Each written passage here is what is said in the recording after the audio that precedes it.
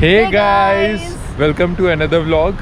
तो आज 31st की नाइट है और अब हम जा रहे हैं मरीना बे एरिया। वहाँ पे हम फायर शो कवर करेंगे। सिंगापुर बहुत ही छोटी कंट्री है, बेसिकली एक सिटी है। तो यहाँ पे दो जगह फायर शो होते हैं न्यू ईयर पे। एक तो है सेंटोसा आइलैंड और दूसरा है ये मरीना बे। मरीना बे वाला बहुत ही बड़े स्केल पे होता है, तो उसको कवर करना हम चाहेंगे आज।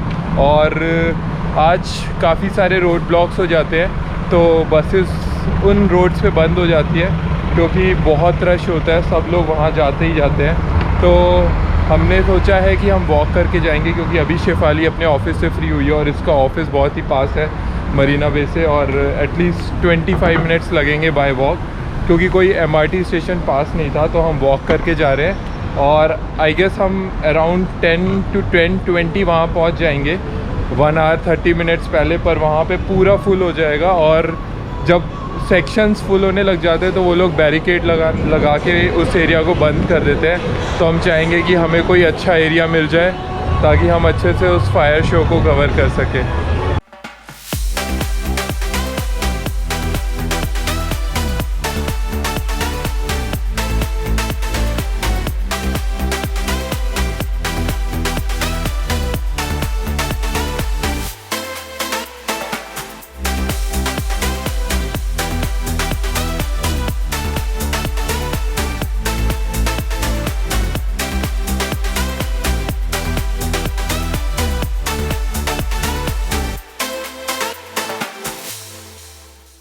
मेरे पीछे की भीड़ देखिए और हमें नहीं पता अभी हम कहाँ जा रहे हैं क्योंकि सारे रास्ते बंद हैं।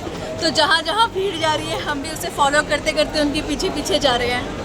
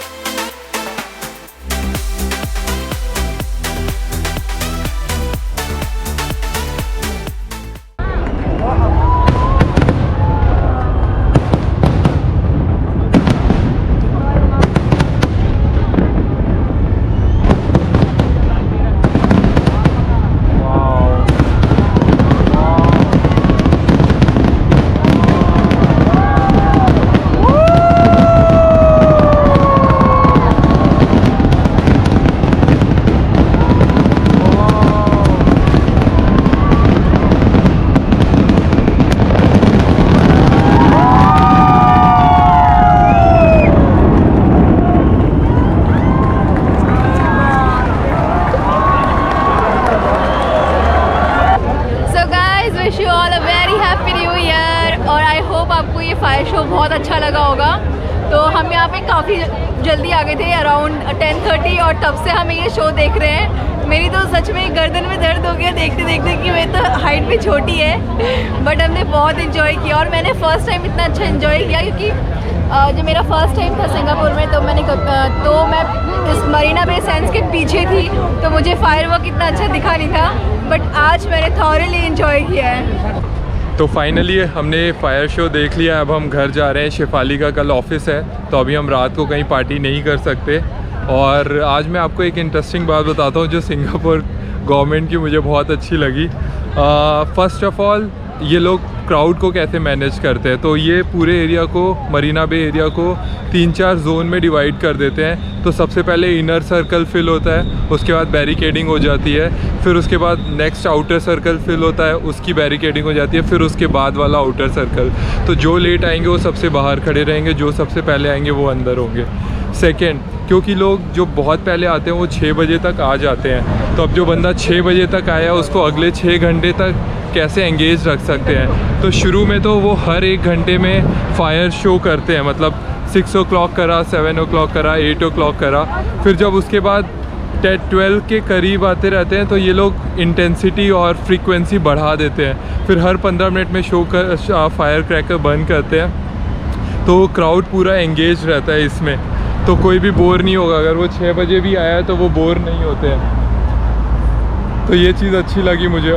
और ये जो फायर क्रैकर्स बंद करते हैं, जो 12 बजे से पहले बंद करते हैं, ऐसा नहीं है कि उनकी क्वालिटी अच्छी ना हो, वो भी बेस्ट परफॉर्मेंस होती है। मैं दोनों डालूंगा, जो 12 बजे के बाद का जो फायर शो हुआ है वो भी, प्लस जो इन्होंने उससे पहले जो फायर क्रैकर बंद करे वो भी।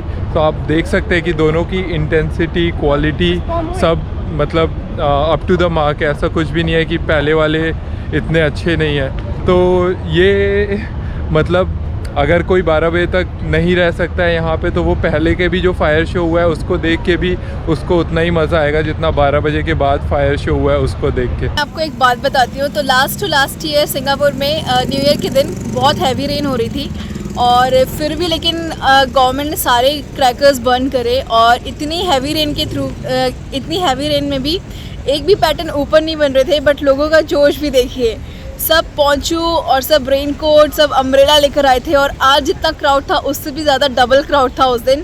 तो ना गवर्नमेंट की तरफ से कमी थी, ना लोगों की तरफ से कमी थी। दोनों का एनर्जी एकदम टक्कर की थी उस बार भी।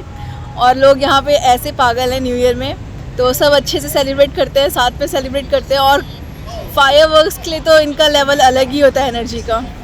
आई होप गाइज़ आपको आज का वीडियो अच्छा लगा होगा। और हमने क्रिसमस के भी इससे पहले 2 वीडियोस बना दिए हैं, और अगर अभी तक आपने नहीं देखा है तो डिस्क्रिप्शन में उसका लिंक है, please go and check it out.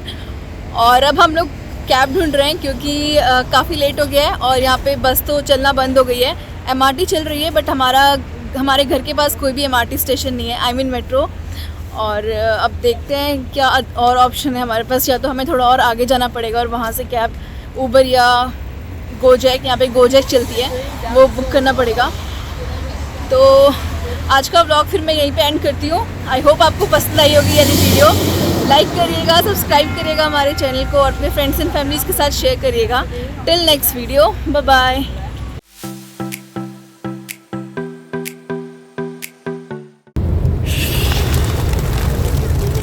तो फाइनली हम लोग यहाँ पे पहुँच गए हैं। देख सकते हैं आप चारों ओर कैसा है यहाँ पे।